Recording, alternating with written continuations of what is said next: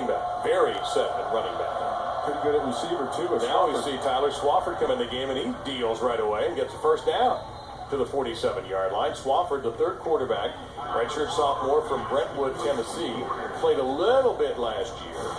Yeah, he got in a situation where their first two quarterbacks got knocked out of a game, and he got thrown to the wolves. Threw 6 interceptions with 0 touchdowns in his limited action. The receiver, nice job coming back to the ball. That's Borders, who looks to be like an excellent football player. I suspect that the NFL teams are going to take a good look at him with that size. He's a redshirt senior. Hopefully he'll get maybe a free agent tryout.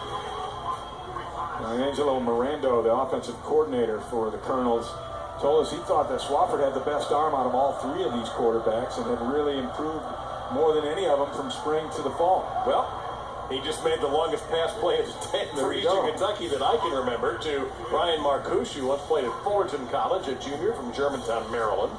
Marcouche was wide open. He actually had to wait for that pass to arrive.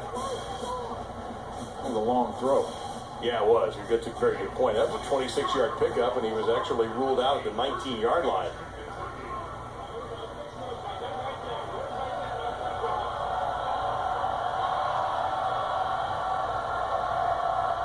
Swafford dealing.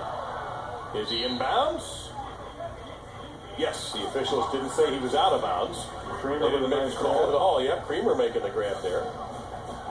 I understand that Purdue has got backups in the game and they're playing a form of a prevent defense, but not to take anything away from Tyler Swafford. He's come in and 4 for 4, bro. 44 Yeah. yards. Going for 5 in a row. Going to go for it all right there, and it's almost, and there comes the flag. That was almost caught.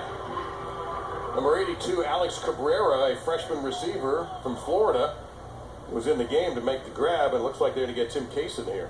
Yeah, and Case, and I guess pass interference. Defense number 24. The penalty happened in the end zone. The ball will be facing the 2-yard line. Automatic.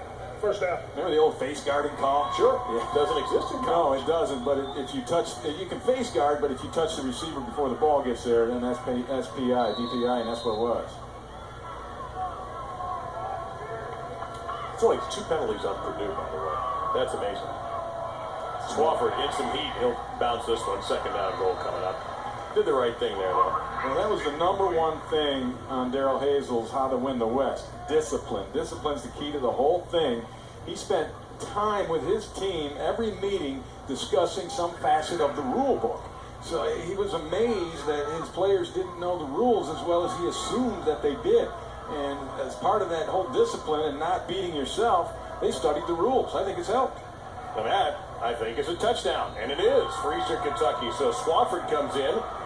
The Cameron Fogle on this 6-point connection.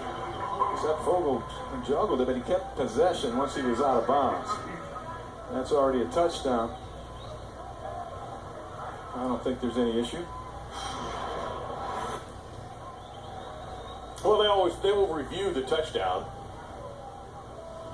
It happens after the play. I mean, this is all good. He's in, he's got it, but when he rolls all the way over, watch this ball will come out right there. Oh, that play's long over, though. Yeah.